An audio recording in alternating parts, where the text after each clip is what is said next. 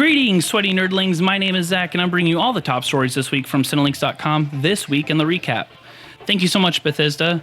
Now, more than ever, it's amazing that I can relive my dream of being in a wheelchair and shooting Nazis as we talk about Wolfenstein. Also, we're talking about new casting and the villain for the new Dark Phoenix movie, top Father's Day films, and wrapping it up all with an amazing trailer that combines Scream and Groundhog Day. I don't know if those things mix, but if anyone's going to do it, it's going to be Blumhouse. This is the recap.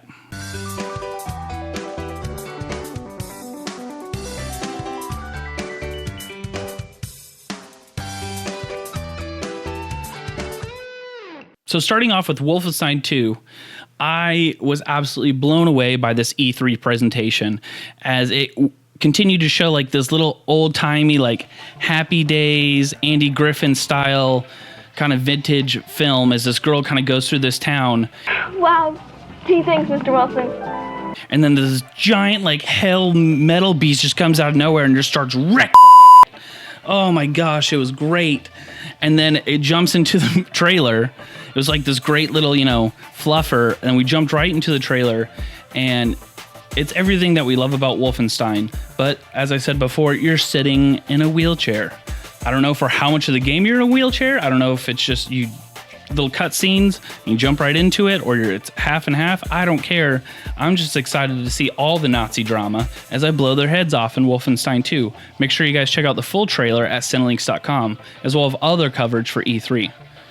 Next up, we have casting for X-Men: The Dark Phoenix. The villain is going to be played by Jessica Chastain, and she's going to be part of the Shihar, the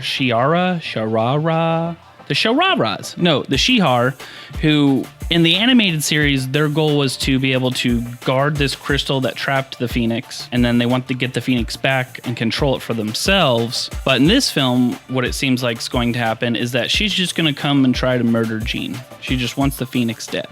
We don't know yet any other plot points other than that. We know obviously Simon Kinberg's coming back to produce, and so is Bryan Singer.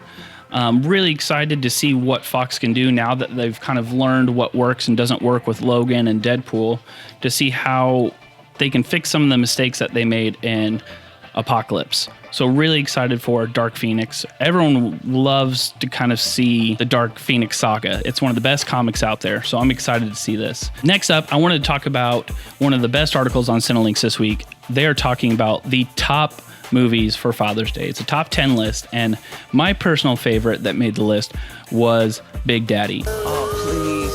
Don't cry. Don't cry. You got a Happy Meal? Can we get a Happy Meal? Well, somebody get you a Happy Meal! Big Daddy is such a phenomenal film. I personally love it because it's a guy who wasn't ready for a relationship, who wasn't ready to be a father. It was thrown into him, and because the kindness of his heart, he takes this kid and finds purpose and finds meaning, gets his life back on track. And dude, it's the golden age of Adam Sandler. I don't know what he's in now. It's the poop stage, but this is the golden age of Adam Sandler. I absolutely loved it. There's a few other films as well from Father of the Bride, Nebraska, Meet the Parents. So make sure you guys go on there, comment below on the article, and tell Cinelinx what your favorite Father's Day movie is. Next up, we have the trailer from Blumhouse Productions called Happy Death Day.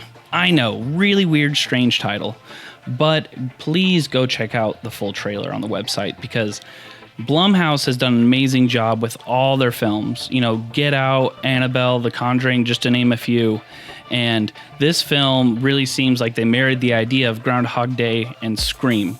It tells the story of this girl who constantly gets murdered, and then she wakes up back in the same dorm room where she was the night before, and the day keeps playing over and over again. I'm sure we're going to see some of the same hijinks that we see all the time in these Groundhog's Day, kind of style movies, where it shows on the trailer that she gets naked, starts walking on campus, or she's like owning it. She knows everything's going to happen, but she has to stop the killer. And from what the trailer shows, it doesn't really seem, no matter what she does, she's going to be able to stop the killer. But please go check out this phenomenally shot film. The trailer is on Cinelinx right now. Happy Death Day comes out Friday the 13th. Who would have guessed? Lastly, I'm going to talk a little bit about E3. Cinelinx went out there. Matt and BC got to be able to go see all the presentations, and I'm really jealous. The things that I loved from E3, some of my personal favorites, was seeing Skyrim for the Switch, Rocket League for the Switch, different amiibos. Who doesn't want to see Rabid Rabbits with Mario? Mario Odyssey looks awesome. I promise I like more than Nintendo, but just like everybody else, that's what we're mostly talking about. Talked a little bit about the Xbox One X. I had to think about that. There's lots of X's and boxes inside that title. I didn't have a problem with the title last week when it was announced. I guess I was like, that's a generic Xbox title, but now I'm really starting to think like Xbox, come on, Scorpio was so much better. You could have just kept that. PlayStation brought the second most exclusive titles out, bringing, God of War. But the joke is people are calling it Dad of War because he's got that kid with him. We got to be able to see more from Bethesda. We got to see VFR, virtual fucking reality. So they have VFR for Fallout and they have VFR for Doom, which I'm really excited about. There wasn't much talk about Quake Champions, which is really surprising because they're doing $1 million Quake Champions tournament here in August in Dallas at QuakeCon. Was really excited to be able to see everything at E3 this year. Make sure you guys comment below and tell us what some of your favorite things were. Well, guys, that's it for me this week on the recap. Make sure you guys go to cinemalinks.com and tell us what you think of all the great news and articles we have provided for you. Also, don't forget to subscribe to this channel and to be able to share and like.